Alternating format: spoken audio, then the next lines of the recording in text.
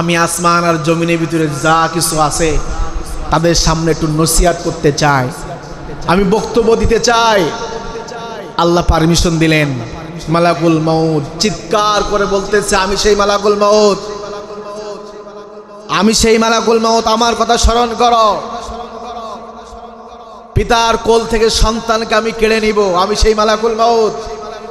সন্তানের কোল থেকে পিতাকে ছিনিয়ে নিব, মায়ের কোল থেকে সন্তানকে ছিনিয়ে নিব, স্বামীর কোল থেকে স্ত্রীকে ছিনিয়ে নিব, আত্মীয় স্বজনের কাছ থেকে আত্মীয় স্বজনকে ছিনিয়ে নিব।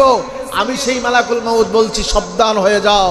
জয়সে মোর সব নিয়ে যাও, ঈমান আমার নিও না। জয়সে মোর সব নিয়ে যাও, ঈমান আমার নিও না। ঈমান ছাড়া ওগো প্রভু মরণ আমায় দিও না, না। যায়াছে মোর সব নিয়ে যাও, ঈমান আমার নিও না। আল্লাহুম্মা সাল্লি আলা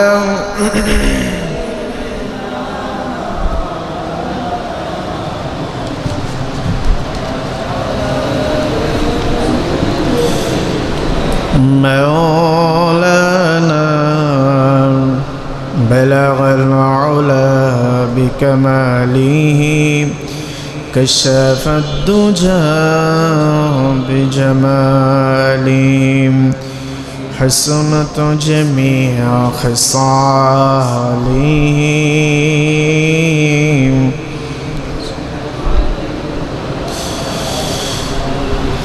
الحمد لله ثم الحمد لله وما بعد। সম্মানিত মুসল্লিয়ান ইকরাম, আসসালামু আলাইকুম ওয়া রাহমাতুল্লাহি ওয়া বারাকাতুহু। প্রশংসা করছি সেই মহান আল্লাহ সুবহানাহু ওয়া তাআলা দরবারে, যে মালিক দয়া করেছেন, মায়া করেছেন, একান্ত মেহেরবানি করে আপনাকে আমাকে সালাতুল জুমার দিনে মসজিদে আসার সুযোগ করে দিয়েছেন। এই জন্য মনিবের দরবারে শুকরিয়া আদায় করি। সবাই বলি আলহামদুলিল্লাহ। দরুদ ও সালাম বিশ্ব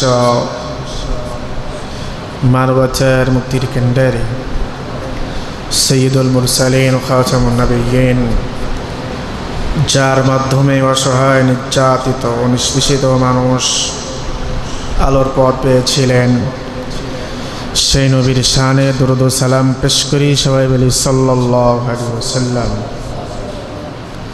সম্মানিত উপস্থিতি, আমি আপনাদের সামনে আল্লাহ তাআলার নাজিলকৃত কুরআনুল কারীমের 3 নম্বর সূরা আল ইমরান, এই সূরার 184 নম্বর আয়াত তেলাওয়াত করেছি। আল্লাহ যদি মেহেরবানি করেন, এই আয়াতের মধ্য থেকে আমরা কিছু কথা শুনব ইনশাআল্লাহ। আল্লাহ রাব্বুল আলামিন পৃথিবীতে আপনাকে আমাকে পাঠিয়েছেন নির্ধারিত একটি সময় দিয়ে। সময় যখন শেষ হয়ে যাবে, আপনি আমি কেউ থাকতে চাইলেও এই পৃথিবীতে থাকার কোনো সুযোগ নাই। জন্ম একদিন হয়েছে, মৃত্যু একদিন হবে। মরা লাগবে, মৃত্যুবরণ করা লাগবে, এতে কি কোনো সন্দেহ আছে নাকি? আওয়াজ দিয়ে বলেন। মরা লাগবে, পৃথিবীর মায়া ত্যাগ করে চলে যেতে হবে। এটা কি সত্য না মিথ্যা? একটা আওয়াজ দিয়ে বলি, সত্য না মিথ্যা? সত্য। ইহুদি, খ্রিস্টান, মুশরিক, কাফের তারা আল্লাহকে অস্বীকার করে, কিন্তু মৃত্যুকে অস্বীকার করার সুযোগ নেই। আল্লাহকে অস্বীকার করে কিন্তু মৃত্যুকে অস্বীকার করে না। আপনি আমিও একদিন মৃত্যুবরণ করব। সেটা কবে করব? কেউ বলতে পারেন? কে বলতে পারবেন যে আমি আজকে মৃত্যুবরণ করব কিংবা এখান থেকে 10 বছর পরে মৃত্যুবরণ করব? কেউ বলতে পারবে না। যদি মানুষ জানতো যে আমি অমুক দিনে অমুক সময় মৃত্যুবরণ করব, তার খাওয়া থাকতো না, ঘুম থাকতো না। কোথায় দুনিয়া, কোথায় অর্থ সম্পদ, কে স্ত্রী, কে মা, কে বাবা, কে সন্তান, এইসবগুলো দেখার সময় তার থাকতো না। তার চোখ দিয়ে সব সময় পানি ঝরত। কথা মনে হয় বোঝাতে পারি নাই। যদি কোনো ডাক্তার কোনো রোগীকে যদি বলে 1 সপ্তাহ পরে তোমার 1 সপ্তাহ সময় দেওয়া হলো, 1 সপ্তাহের ভিতরে যে কোনো একদিন তুমি কি করবা? ডাক্তাররা বলে না এরকম? কথা বলে না? বলে? যাকে বলে, ডাক্তারও তো রোগীদেরকে বলে না, বলে আত্মীয় স্বজন যারা, তাদেরকে বলে। যদি রোগীকে বলা হতো 1 সপ্তাহ টাইম, ওই দিনই সে মারা যেত। মানে এত টেনশন, এত ভয় তার ভিতরে কাজ করত যে ওই দিনে সে কি মার্ডার হয়ে যেত। তো আল্লাহ তাআলা সূরা আল ইমরানের 185 নম্বর আয়াত, 84 নম্বর আয়াতে সেই কথাই বলেছেন, মৃত্যু একদিন বরণ করতেই হবে। কেন? কেন মানুষের মৃত্যু হবে? মৃত্যু হওয়ার পর যদি আবার না উঠানো হতো, হিসাব কিতাব যদি না হতো, তাহলে মৃত্যুটা কোনো ব্যাপার ছিল না।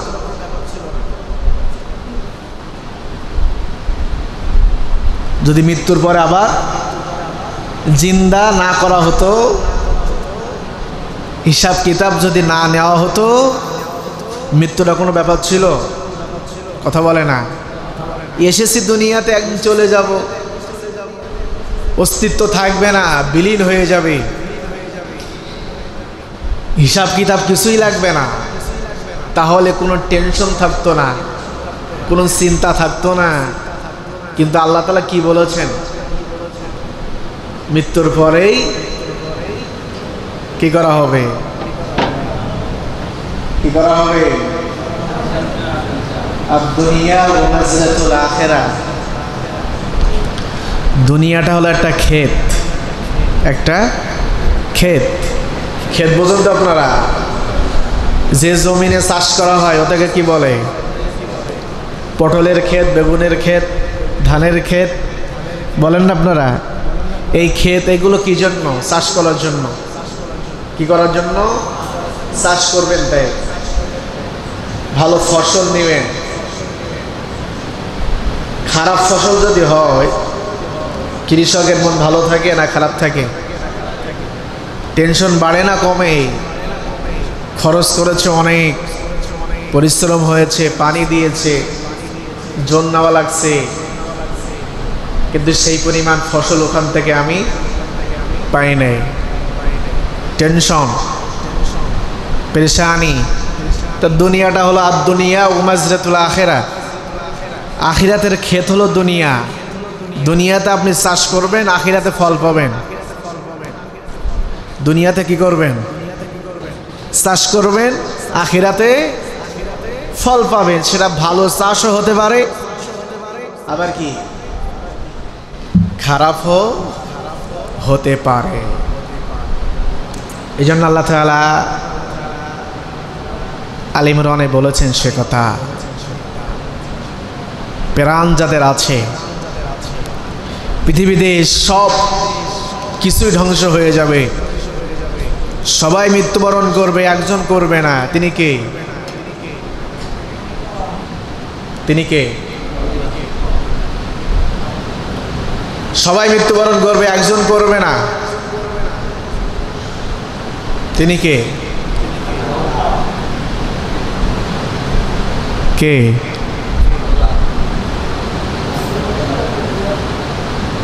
জানা নাই এটাও?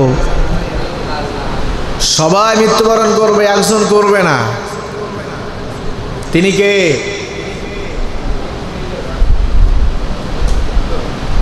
সেক্রেটারি সাহেব বলেন। সবাই মৃত্যুবরণ করবে, একজন করবে না। তিনি কে? ঘুমাচ্ছে মনে হয় নাকি? তিনি হচ্ছেন, তিনি কে হতে পারে? আমাদের রব, আমাদের রব। তার কোনো মৃত্যু নেই। তার কি নেই? মৃত্যু নেই। তার কোনো মৃত্যু হবে না। তাকে কেউ জন্ম দেয় নাই, তিনি কার থেকে জন্ম নেন নাই। পৃথিবীর সমস্ত মানুষ মারা যাওয়ার পরে মালাকুল মাউত, মালাকুল মাউত চেনেন? মালাকুল মাউতের নাম শোনেন নাই? আমরা শুনেছি আজরাইল, তাই না? আজরাইল, মালাকুল মাউত মালিকের সামনে হাজির, রব্বুল আলামিন সব কিছুই শেষ। আল্লাহ কয় কে আছে? কয় ইসরাফিল আছে, তারপরে মিকাইল আছে, ফেরেশতারা আছে। কয় ওদের জানগুলো কবজ করো, ওদেরকেও কবজ করা হবে। আল্লাহ থাকবে আর মালাকুল মাউত থাকবে, আর কিছুই থাকবে না। মালাকুল মাউত জিজ্ঞাসা করবে, রব্বুল আলামিন তুমি আছো, আর কে আছে? আমি আছি, আর কেউ নাই, সব শেষ। আরশের নিচে যা কিছু ছিল সব শেষ। তখন আল্লাহ বলবে এখন একজন বাকি আছে। তিনি কে? মালাকুল মাউত।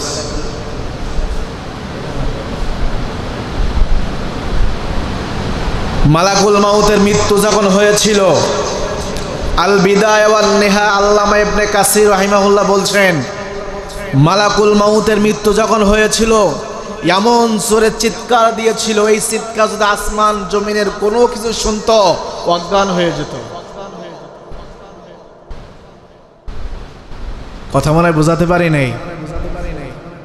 মালাকুল মাউতের মৃত্যু যখন হয়েছিল এমন জোরে চিৎকার সে দিয়েছিল, আসমান জমিনে যা কিছু ওই সময় যদি তারা শুনতো সব কিছু কি হয়ে যেত?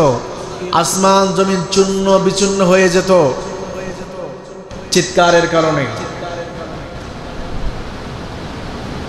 সেই মালাকুল মাউত মানুষের জান কবজ করার দায়িত্ব তিনি নিয়েছেন, রুহুটা বাহির করার দায়িত্ব তিনি নিয়েছেন। রুহুটা কি কে বলতে পারবে? কথা বলে না। রুহুটা কি কেউ বলতে পারবে? পারবে না। রুহু কোথায় আছে কেউ বলতে পারবে? নেই। মানুষের শরীরের অঙ্গে প্রত্যঙ্গের ভিতরে যা কিছু আছে প্রত্যেকটা শিরায় উপশিরায় রুহুটা ছড়িয়ে আছে। মৃত্যু যখন সময় চলে আসবে, মৃত্যুর সময় যখন চলে আসবে, মালাকুল মাউত প্রথম আসমানে বসে থাকবেন, পা থাকবেন জমিনে, মাথা থাকবে কোথায়? আসমানে মাথা, পা থাকবে জমিনে। অন্য অন্য ফেরেশতারা যারা মালাকুল মাউতের সহযোগী ফেরেশতারা, তারা সমস্ত রুহুটাকে এনে এখানে রাখবেন, বুকের এখানে রাখবেন, রেখে মালাকুল মাউত তার হাতটা দিয়ে রুহুটা বাহির করে নেবেন। রুহটা কি করবেন? বাহির করে নেবেন। কেমন যন্ত্রণা হবে। আল্লাহ নবীর একজন সাহাবী হযরত আমর ইবনে আস রাদিয়াল্লাহু তাআলা আনহু, তিনি চিন্তা করলেন মৃত্যু যন্ত্রণা কেমন, মৃত্যুর সময় কেমন যন্ত্রণা হয়, এটা তো তিনি জানতে চেয়েছেন। তার সন্তানদেরকে বললেন, মৃত্যু যন্ত্রণা কেমন হবে এটা আমি একটু জানতে চাই। আমাকে যদি কেউ বলতো মৃত্যুর সময় যে কষ্ট, যে যন্ত্রণা হবে, এটা যদি কেউ বলতো আমার জন্য খুব ভালো হতো। হযরত আমর ইবনে আস রাদিয়াল্লাহু তাআলা আনহু, তিনি তার সন্তানদেরকে এই কথা বললেন। হযরত আমর ইবনে আস রাদিয়াল্লাহু তাআলা আনহু যখন মনুষ্য অবস্থায় শায়িত, মৃত্যুর সময় যখন তার নিকটে চলে এসেছে, তার দুইজন সন্তান পিতার মাথার কাছে বসে আছেন। মৃত্যুর সময় যখন চলে আসলো, ওই দুই সন্তান তাদের পিতার কাছে জিজ্ঞাসা করলো, আব্বাজান, আপনি তো মানুষের কাছে জানতে চেয়েছিলেন মৃত্যু যন্ত্রণা কত কষ্ট, কত ভয়াবহ হতে পারে, এটা জানার জন্য আপনি সব সময় চেষ্টা করতেন। আজকে যেহেতু মৃত্যুর সময় আপনার কাছে চলে এসেছে, আপনি বলুন মৃত্যু যন্ত্রণা কত কঠিন। বলেন সুবহানাল্লাহ। মৃত্যু যন্ত্রণা কেমন হবে আপনি আমাদেরকে বলুন। আপনি যেহেতু জানতে চেয়েছেন, আমরা জানতে পারি নাই, জানাতেও পারি নাই, জানতেও পারি নাই, তবে আপনার মৃত্যুর সময় চলে এসেছে, আমরা আপনার কাছে জানতে চাই মৃত্যু যন্ত্রণা, মৃত্যু কষ্ট কত ভয়াবহ হতে পারে, আপনি আমাদেরকে একটু বলুন। আমর ইবনুল আস রাদিয়াল্লাহু তাআলা আনহু বলছে, একটা মানুষকে আগুনের বিছানার উপরে যদি শুয়ে দেওয়া হয় এবং শরীরে যে খেতা, যে কম্বলটা সে গায়ে দেওয়া হবে, ওইটা যদি আগুনের হয় তাহলে কেমন লাগবে? কেমন লাগবে? যে বিছানায় আপনি ঘুমাচ্ছেন ওটা আগুন, যেটা গায়ে দিয়ে ঘুমাচ্ছেন ওটাও কি আগুন, তাহলে জ্বালা যন্ত্রণা কেমন হবে? বলেন কেমন হবে? কল্পনার বাইরে, কল্পনার ভিতরে আসবে এই জ্বালা যন্ত্রণা কেমন হবে? হযরত আয়েশা রাদিয়াল্লাহু তাআলা আনহা বলেন, বিশ্বনবী জনাব মুহাম্মদ রাসূলুল্লাহ সাল্লাল্লাহু আলাইহি ওয়াসাল্লামের যখন মৃত্যু হয়েছিল, আমি স্বচক্ষে বিশ্বনবীর মৃত্যুটা আমি দেখেছি। বিশ্বনবী যখন মৃত্যু হয়েছিল, মালাকুল মাউত যখন বিশ্বনবীর জানটা কবজ করার জন্য এসেছিলেন, জানটা যখন বাহির করবেন, বিশ্বনবী সাল্লাল্লাহু আলাইহি ওয়াসাল্লাম বললেন, আসমান আর জমিনের ভিতরে যা কিছু আছে আমার কাছে যেন মনে হলো সব কিছু আমার বুকের উপরে চাপা দেওয়া হয়েছে। বুকের উপরে কি করা হয়েছে? বুকের উপরে চাপ দেওয়া হয়েছে। আসমান আর জমিনের ভিতরে যা কিছু আছে সব যেন আমার বুকের উপরে কি করা হয়েছে? ফেলা হয়েছে। এইরকম কষ্ট, মৃত্যু যন্ত্রণা কত যে কষ্টের, যারাই মৃত্যুবরণ করেছে তারা ছাড়া আর কেউ বলতে পারবে না। এই পৃথিবীতে আপনিও থাকবেন না, আমিও থাকবো না। সেই মালাকুল মউতের সাথে একদিন আপনাকে আমাকে সাক্ষাৎ, কথা বলে না, সাক্ষাৎ করতেই হবে। এরপরেই কি হবে?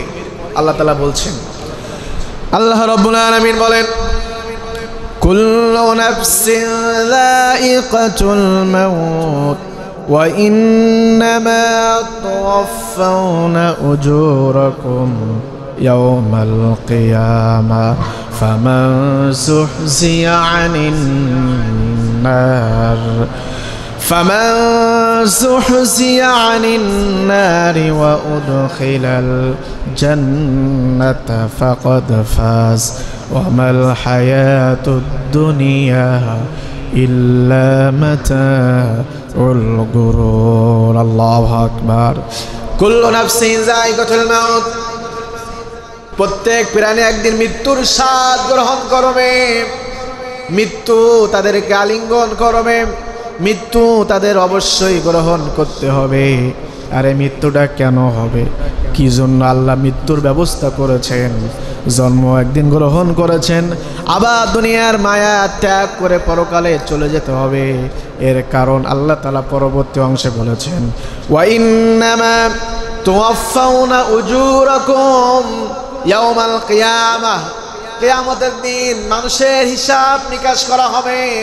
কোনটা ভালো কোনটা খারাপ তার কাছে বুঝিয়ে দেওয়া হবে। এই জন্য আল্লাহ তাআলা মৃত্যুর ব্যবস্থা করেছেন। বলেন সুবহানাল্লাহ। ভালো এবং মন্দ এটা কি করা হবে? কথা বলে না। ভালো এবং মন্দ হিসাব নিকাশ করা হবে। তুমি কতটুকু ভালো আমল করেছো এটাও তোমার দেওয়া হবে, কতটুকু খারাপ কাজ তুমি করেছো এটাও তোমার দেওয়া হবে। আল্লাযী খালাকাল মাউতা ওয়াল হায়াতা লিয়াবলুয়াকুম আইয়ুকুম আহসানু আমালা। জন্ম এবং মৃত্যুর ভিতরে বান্দা তুমি কতটুকু ভালো কাজ করেছো, কতটুকু খারাপ কাজ তুমি করেছো, এর হিসাব নিকাশ কোথায় হবে? কোথায়? কথা বলে না। হাসরের ময়দানে হিসাব নিকাশ করা হবে। যাদের আমল নামাটা ডান হাতে দেওয়া হবে তারা কি? জান্নাতি। আর যাদের আমল নামা বাম হাতে দেওয়া হবে তারা কি? তারা কি? জাহান্নামী।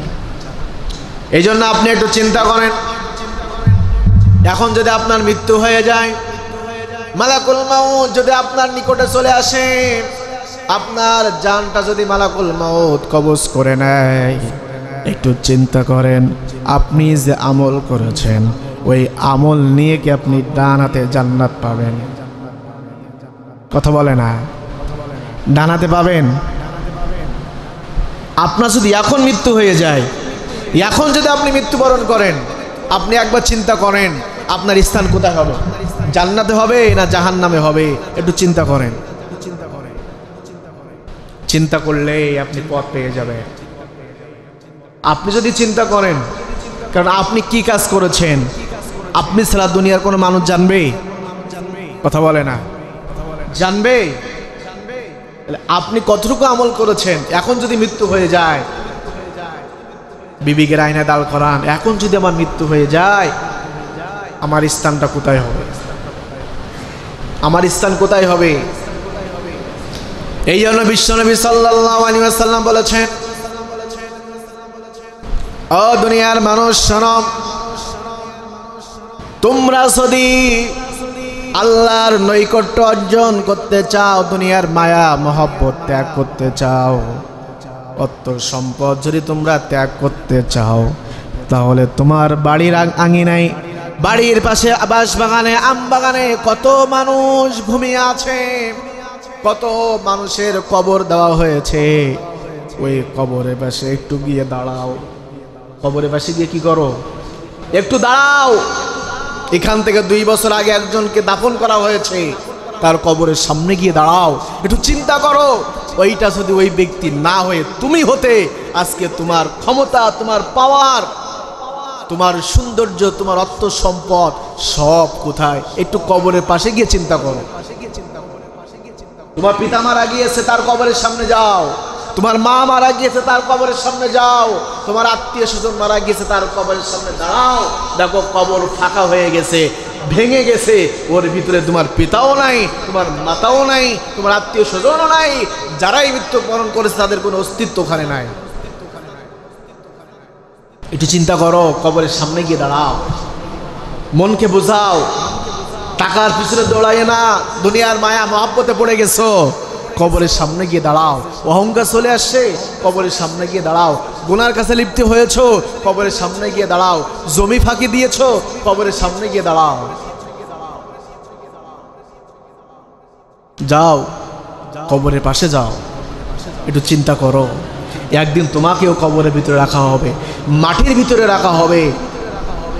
1 বছর 2 বছর পরে তোমার কবরের অবস্থা এমন হয়ে যাবে, তোমার কোনো অস্তিত্বই থাকবে না, সব কিছুই কি হয়ে যাবে? মাটির সাথে।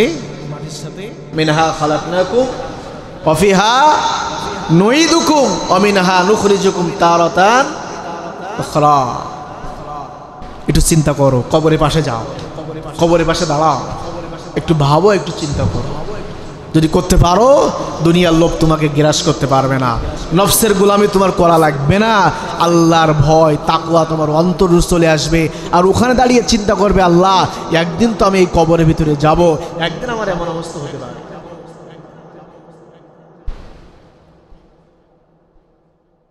দাঁড়ানো যাবে না কবরের পাশে।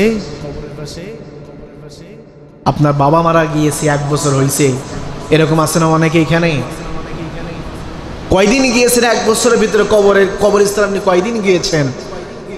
কয়দিন গিয়েছেন? জান নাই। আপনিও মারা যাবেন, আপনার সন্তানও যাবে না। সর্বোচ্চ যেদিন মারা যাবেন ওই দিন তো দাফন করবে, পরের দিন সকালবেলা হয়তো যাবে একটু দেখতে, তাছাড়া আর যাবে না। আপনার কথা মনেই থাকবে না। আপনার কথা কি মনে থাকবে না? যদি নেককার সন্তান হয় তাহলে কবরের পাশে গিয়ে দৈনন্দিন দোয়া করবে, রব্বির হামহুমা কামা রব্বায়ানি সগীরা। আল্লাহু আকবার বলেন। আপনার দাদা মারা গিয়েছে এখান থেকে 50 বছর 20 বছর আগে, দাদার নাম কি কেউ একবার স্মরণ করে? কথা বলে না। স্মরণ করে? করে না। এখান থেকে 50 বছর আগে যারা মারা গিয়েছে তাদের নাম নেওয়া পর্যন্ত কোনো মানুষ এই পৃথিবীতে নাই। এখান থেকে 50 বছর পরে যারাই মারা যাবে তাদের নাম নেওয়া পর্যন্ত কোনো মানুষ পৃথিবীতে থাকবে না। আপনি মারা যাবেন সর্বোচ্চ 1 বছর, আপনার নামটা স্মরণ হবে, অমুক ব্যক্তি ছিল, অমুক ছিল। তারপরে আপনার নাম কেউ নেবে না, স্মরণেই থাকবে না যে নজরুল ইসলাম একজন ছিল, এরকম কেউ বলবে না। এইটাই তো দুনিয়া, এইটাই তো দুনিয়া। কবর প্রতিদিন আপনার আমাকে ডেকে বলতেছে, ও আল্লাহর গোলামেরা, এই মাটির উপরে স্বাধীনভাবে চলছো, তোমাকে স্বাধীনতা দেওয়া হয়েছে। স্বাধীনতা দেওয়া হয়েছে বলে তুমি ইচ্ছা মতন চলছো, একদিন কিন্তু আমার ভিতরে তোমাকে আশাই লাগবে, আমার ভিতরে তোমাকে আশাই লাগবে। কেউ তোমার সঙ্গী থাকবে না, কেউ তোমার সাথী নাই, কত সম্পদ টাকা পয়সা সন্তান কেউ নয়, তুমি আর আমি। আমল যদি ভালো হয় ভালো ব্যবহার পাবা, আর আমল যদি খারাপ হয়ে যায়, আমল যদি খারাপ হয়ে যায়, চারিদিক থেকে কবর তোমাকে চাপ দিতে থাকবে, কবরটা সংকীর্ণ হয়ে যাবে, মাটির সাথে মাটি মিশে যাবে, আপনি থাকবেন মাঝখানে, মাটির সাথে মাটিটা মিশে যাবে, একটা হাত আর একটা আঙুলের ভিতরে ঢুকে যাবে। এটাই হলো কবর, এটাই হলো কবর। সেই মৃত্যুর পরিস্থিতি নিতে হবে, মৃত্যুর কথা চিন্তা করতে হবে। মালাকুল মাউত যখন আদম আলাইহিস সালামের জানটা যখন কবজ করেছিলেন, আদম আলাইহিস সালামের জানটা কবজ করার পরে রব্বুল আলামিনকে বলে, রব্বুল আলামিন, আমি আসমান আর জমিনের ভিতরে যা কিছু আছে তাদের সামনে একটু নসিহত করতে চাই, আমি বক্তব্য দিতে চাই। আল্লাহ পারমিশন দিলেন। মালাকুল মাউত চিৎকার করে বলতেছে, আমি সেই মালাকুল মাউত, আমি সেই মালাকুল মাউত, আমার কথা স্মরণ করো। পিতার কোল থেকে সন্তানকে আমি কেড়ে নিব, আমি সেই মালাকুল মাউত। সন্তানের কোল থেকে পিতাকে ছিনিয়ে নিব, মায়ের কোল থেকে সন্তানকে ছিনিয়ে নিব, স্বামীর কোল থেকে স্ত্রীকে ছিনিয়ে নিব, আত্মীয় স্বজনের কাছ থেকে আত্মীয় স্বজনকে ছিনিয়ে নিব। আমি সেই মালাকুল মাউত বলছি, সাবধান হয়ে যাও, আমল ভালো করো। মালাকুল মাউতের বক্তব্য ছিল এটাই, আমি সেই মালাকুল মাউত, আমি কত নিষ্ঠুর, আমি কত নিষ্ঠুর। মায়ের কোল থেকে সন্তানকে কি করবে? ছিনিয়ে নেবে। আদরের পিতাকে ছিনিয়ে নিবে, আদরের মাকে ছিনিয়ে নিবে। আমল যদি ভালো করতে পারো, আমল যদি ভালো করতে পারো, মালাকুল মাউতের যে ভয়ঙ্কর চেহারা থাকবে, আমল যারা থাকবে না, যারা জাহান্নামী হবে, এদের যখন জানটা কবজ করা হবে, তার চেহারা দেখেই তার চোখটা বড় বড় হয়ে যাবে, ভয় পেয়ে যাবে, চিৎকার দিতে থাকবে, আর আমলওয়ালা যদি হতে পারো, সাদা পোশাক পরে জান্নাতি কাপড় নিয়ে তোমাকে সালাম দিবে আর বলবে, ও আল্লাহর গোলাম, ইয়া আইয়ুহান নাফসুল মুতমাইন্না, ও প্রশান্ত আত্মা বেরিয়ে আসো, মালিক তোমাকে জান্নাতে দেওয়ার জন্য অপেক্ষা করতেছে। একজন জাহান্নামী মানুষের রূহটা যখন কবজ করে মালাকুল মউত, তার হাতে আর রাখেন না, সাথে সাথে ফেরেশতারা নিয়ে নেয়, নিয়ে প্রথম আসমানে চলে যায়। যাওয়ার পরে প্রথম আসমানে যখন নক দেওয়া হয়, তখন দারোয়ানরা জিজ্ঞাসা করে, যে ব্যক্তি রুহুটা নিয়ে এসেছো এটা পবিত্র না অপবিত্র, এটা ভালো কাজ করেছে না খারাপ কাজ করেছে? যদি বলে খারাপ কাজ করেছে, ওখান থেকে ছুঁড়ে মেরে দেয়, আসমানে আর ওঠে না। আর আমল যদি ভালো হয়ে থাকে, রুহুটা যদি ভালো রুহ হয়ে থাকে, সালাম দিয়ে বরণ করে করেই আল্লাহর এই গোলামের রুহটা জান্নাতের ভিতরে আল্লাহ প্রবেশ করার ব্যবস্থা করে দেন। এই জন্য প্রিয় ভাইরা আমার, চিন্তা করেন একটু, অনেকে 40 বছর পার হয়ে গেছে, সর্বোচ্চ আর কয় বছর বাঁচবেন জানি না কতদিন আর বাঁচবেন। মৃত্যুর কথা বেশি বেশি স্মরণ করেন, সকাল সন্ধ্যা মৃত্যুর কথা বেশি বেশি স্মরণ করবেন। সকাল যদি পেয়ে থাকেন সন্ধ্যার আশা করবেন না, সন্ধ্যা যদি পেয়ে থাকেন সকালের আশা আর করবেন না।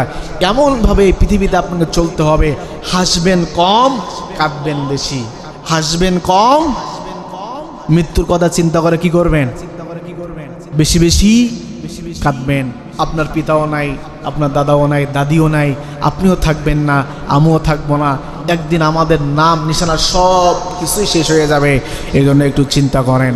যারা নামাজ পড়েন না, 5 ওয়াক্ত নামাজি হয়ে যান। যারা সুদ খাচ্ছেন, সুদ ছেড়ে দেন। যারা ঘুষ খান, ঘুষ ছেড়ে দেন। যারা লোকের জমি দখল করে খাচ্ছেন, সেটাও ছেড়ে দেন। একমাত্র আপনি ফ্রেশ হয়ে যান, পবিত্র হয়ে যান, গুনাহের কাছ থেকে দূরে থাকেন। কখন না জানি মালাকুল মউত কিন্তু আপনার পিছনে সব সময়, যখনই সময় চলে আসবে তখনই কি করবে? আপনাকে গ্রাস করে ফেলবে, বাঁচার কোনো সুযোগ থাকবে না। এজন্য আসুন, মনের ভিতরে, কালবের ভিতরে একটু চিন্তা নিয়ে আসেন। স্ত্রী, সন্তান কেউ আপনার সঙ্গী হবে না। ইয়াউমা ইয়াফিরুল মারউ মিন আখিহি ওয়া উম্মিহি ওয়া আবিহি ওয়া সাহিবাতিহি ওয়া বানি। কেউ কারোর জন্য নয়, স্ত্রীও নয়, সন্তানও নয়, পিতা মাতাও নয়। যার হিসাব তাকেই দেওয়া লাগবে। এই জন্য একটু চিন্তা করেন, বিবিকের আয়নার কাছে নিজেকে দাঁড় করান, নামাজটা 5 ওয়াক্ত সেইভাবে পড়েন, হালাল খাদ্য গ্রহণ করেন, হারাম কাজ ছেড়ে দেন। আল্লাহ যেটা নিষেধ করেছেন সেটা ছেড়ে দেন, আল্লাহ যেটা করতে বলেছেন সেটা করব। আল্লাহ আমাদেরকে কবুল করেন, বলেন আমিন। আমরা যেন ইমানদার হয়ে ইমানি হালতে যেন আমাদের মৃত্যুটা হয়, আল্লাহ সেটা নসিব করেন, বলেন আমিন। মৃত্যুর সময় যেন ফেরেশতারা বলে, ইন্নাল্লাযীনা ক্বালু রাব্বুনাল্লাহ সুম্মা ইসতাকামু তাতানাজ্জালু আলাইহিমুল মালায়েকা। ফেরেশতারা যেন এসে বলে, আল্লাহ তাখাফু, ভয় পেও না, ওয়ালা তাহজানু, ও আল্লাহর গোলামেরা চিন্তিত হয় না, ওয়া আবশিরু বিল জান্নাহ, তুমি জান্নাতের সুসংবাদ নাও। দুনিয়া ত্যাগ করবা, আল্লাহ তোমার জান্নাতের ব্যবস্থা করেছে, ভয় পেও না। ছোট বাচ্চা যেভাবে মায়ের কোলে ঘুমিয়ে যায়, তোমার মৃত্যুটা ওই রকমই হবে যদি তুমি জান্নাতি হতে পারো, আল্লাহর প্রিয় গোলাম হতে পারো। আল্লাহ আমাদের সেই তৌফিক দান করুন, বলেন আমিন। আসসালামু আলাইকুম ওয়া রাহমাতুল্লাহি ওয়া বারাকাতুহু।